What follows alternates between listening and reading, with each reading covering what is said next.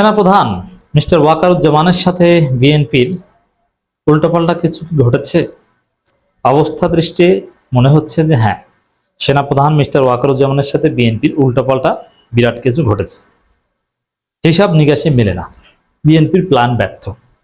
দর্শক, নানান গুঞ্জন আছে, অনেক কিছু গুঞ্জন, বাট যেটা রিয়েলিটি আমরা সে বিষয়ে আলোচনা করব। দর্শক, যে খবরের ভিত্তিতে আমরা এই আলোচনা করছি, খবর পুলিশের শৃঙ্খলা ফেরায় মাঠ থেকে সেনাবাহিনী প্রত্যাহার করা হচ্ছে। স্বরাষ্ট্রমন্ত্রী এই কথা বলছেন। এর মানে সেনা সদস্যদেরকে ব্যারাকে ফেরানো হচ্ছে। এখন এই যে সেনা সদস্যদেরকে ব্যারাকে ফেরাচ্ছে, বিএনপি বুকে পাথর চাপা দিয়ে সেনা সদস্যদেরকে ব্যারাকে ফেরাচ্ছে। এটা বিএনপি চায় না, এটা বিএনপির চিন্তা দর্শন। সুন্দরভাবে দেশ চালানোর বিএনপির যে প্ল্যান, সেই প্ল্যানের পরিপন্থী। বিএনপি এখানে চায় সেনাবাহিনী মাঠে থাকুক, কিন্তু ওয়াকার সেনাবাহিনীকে মাঠে রাখতে চাচ্ছেন না। এটি হচ্ছে point of discord, point of ইখতিলাফ। বিএনপি কেন চায়?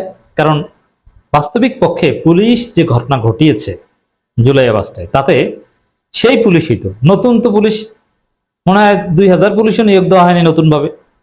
যেই এসআই, যেই এএসপিরা গণহত্যা চালিয়েছে জুলাই আগস্টে, 100% সেই পুলিশ সদস্যরাই এখন দায়িত্বে আছে। সেই পুলিশের উপর জনগণের আস্থা কি আগের মতো এতে আসবে? নেভার। এবং যারা সরাসরি গুলি চালিয়েছেন, তারা কেউ আত্মসমর্পণ করে, কেউ ভুল স্বীকার করে, নানানভাবে যারাই কাজে যোগ দিতে পেরেছেন সাহস করে, তারাই জিতে গেছেন। জাস্ট 2-1 জন, যেমন যাত্রাবাড়ি থানার ওসি, এরকম 2-4 জন ওসি, 2-4 জন পুলিশের ঊর্ধ্বতন কর্মকর্তা পালিয়েছেন বা ফেসে গেছেন। বাট 99% বা প্রায় সবাই 2-4 জন বাদে বহাল তবিয়ত। অতএব এই পুলিশেরই তো মনোবল থাকার কথা না। এই পুলিশ আসামি ধরতে গেলেও ভয় পায় যে কিনা কি করি, তারপরে কিনা আমার সেই জুলাই আগস্টের ঘটনা ওরা সামনে এনে বলে তুই তো জুলাই গণহত্যাকারী, আমাকে কিনে পিটায়। পুলিশের মধ্যে একটা আতঙ্ক বিরাজ করছে। একদম ব্যাপক সংস্কার, ট্রুথ কমিশন গঠন করা বা পুলিশকেও একটা রিকনসিলিয়েশনের মধ্য দিয়ে একদম জেনারেল অ্যামনেস্টি ডিক্লেয়ার করে তাদেরকে পূর্ণ আত্মবিশ্বাসী করে গড়ে তোলা, এরকম কিছুই করা হয়নি। অথবা বিপুল সংখ্যক নতুন সদস্য নিয়োগ দেয়া, অথবা একদম স্ক্রুটিনাইজ করা, যারা অপরাধী তাদের একদম বাদ, যারা আছে একদম ফ্রেশ, এরকম কিছুই করা হয়নি। এর ফলে দেখা যায় যে যুবদল নেতা হত্যা মামলার আসামি, বিভিন্ন হত্যা মামলার আসামি পুলিশ অফিসার, সে সরাসরি জেলার এসপি হয়, সম্ভবত ফেনীর এসপি বা এরকম কোন একটা জেলার এসপি হয়েছে যুবদল নেতা হত্যা মামলার আসামি। কেন? ওই লোকগুলোই এখানে। আপনি কাউকে পরিবর্তন করেন নাই, কাউকে স্ক্রুটিনাইজ করেন নাই। যারা সরাসরি অতি উৎসাহী হয়ে হাসিনার নির্দেশে গণহত্যা চালিয়েছে, তারা সবাই বহাল তবিয়তে আছে। এই আলোচনা করলাম এই কারণে যে পুলিশ দিয়ে বিএনপি যেটা চায় সেটা করা সম্ভব নয়। বিএনপি কি চায়? দেশ চালাতে হলে অবশ্যই বিএনপিকে আইন শৃঙ্খলা পরিস্থিতি স্বাভাবিক করতে হবে, অপরাধ দমন করতে হবে। বিরোধী দল দমনের কথা এখনো চিন্তা করে না। বিরোধী দল দমন করা এটা অনেক কঠিন, এটা হাসিনা ছাড়া কেউ পারবে না। কিন্তু আপনি চোর এবং ছিনতাইকারী দমন করেন, ধর্ষক দমন করেন, এবং বিএনপি চাঁদাবাজদের তালিকা করেছে এবং তালিকা অনুযায়ী 17 জন 32 জনকে ধরে। এটা আবার ডিএমপি প্রেস রিলিজ দিয়ে জানায়ও যে এই যে আমরা তালিকা করেছি চাঁদাবাজদের অলরেডি 32 জন ধরা হয়েছে, এই কজনকে ধরা হয়েছে। কিন্তু বাস্তব কথা হচ্ছে যে সরকারের কাছে বা পুলিশের কাছে চাঁদাবাজদের যে তালিকা, তার ছিটে ফোটাও তারা ধরতে পারছে না, এরকম সক্ষমতা পুলিশের নাই। এটা হয়তো বা স্যাঁচরা কিছু চাঁদাবাজ ধরতে পারবে, কিন্তু রাঘব বোয়াল চাঁদাবাজ কেউ ধরতে পারবে না। হাসিনার আমলে পুলিশের যে সাহসিকতা ছিল, বিএনপির বাঘা বাঘা নেতা, জামাতের বাঘা বাঘা নেতা, যারা আল্লাহ ছাড়া কাউকে ভয় করে না, যারা বুলেটের সামনে যে কোনো সময় বুক চিতিয়ে দিতে পারে, এরকম বাঘা বাঘা নেতা পুলিশের ভয়ে তারা পানির ট্যাঙ্কির মধ্যে ডুব দিয়ে শীতের মধ্যে জীবন বাঁচানোর চেষ্টা করতেন। ছাদের পানির ট্যাঙ্কির মধ্যে ডুব দিয়ে থাকতেন, পুলিশ এসে দেখে নাই। গোলাম মোল্লা রনির একটা গল্প শুনলাম, বিএনপির এক বাঘা নেতা, তিনি পুলিশ ধরতে এসেছে, দৌড় দিয়ে ছাদে উঠেছেন। তো পুলিশ ছাদেও চলে গিয়েছে, তিনি এক ফাঁকে ছাদের উপর থাকা এক পানির ট্যাঙ্কির মধ্যে ডুব দিয়ে তিনি নিরাপদে বেঁচেছেন। পুলিশ ধরতে পারেনি। আপনি চিন্তা করেন কি ভয়াবহ পুলিশ ছিল।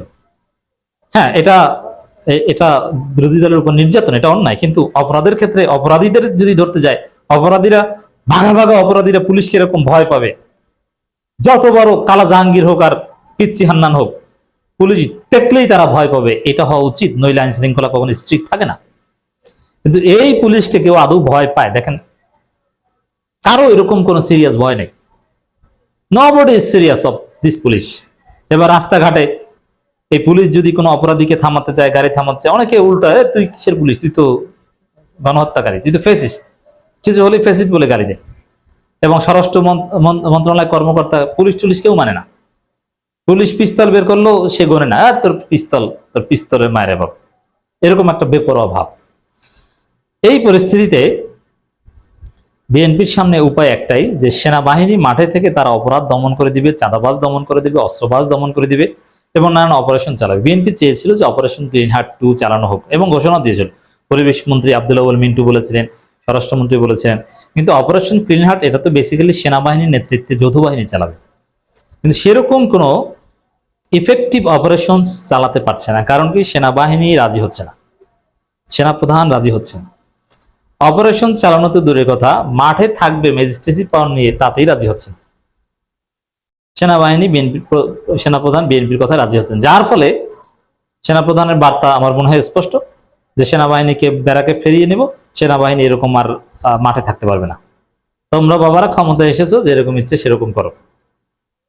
তো এতে বিএনপির যে অপরাধ দমনের যে একটা ইচ্ছা ছিল, বড় বড় সন্ত্রাসীদের ধরার যে একটা ইচ্ছা, এটা মাটিতে মিশে যাবে, কারণ পুলিশ ওটা পারবে না। এই যে বিএনপির চাঁদাবাজ বা বিএনপির পদধারী যারা সন্ত্রাসী করে, তাদেরকে সেনাবাহিনী ছাড়া কে ধরবে বলেন তো? পুলিশের সেই সাহস আছে? পুলিশ তো ওদেরকে চাটে। যার ফলে আমরা দেখতে পাচ্ছি যে আইন শৃঙ্খলা পরিস্থিতির ভয়াবহ অবনতি বাংলাদেশে, কোনো চারদিকে কোনো সুখবর নেই। তো দর্শক, এই যে কথা, যে পুলিশের শৃঙ্খলা ফেরায় মাঠ থেকে সেনাবাহিনী প্রত্যাহার করে, কিসের শৃঙ্খলা ফিরেছে? ইউনূস আলমের পুলিশ আর এই আমলের পুলিশের মধ্যে ডেভেলপমেন্টটা কি?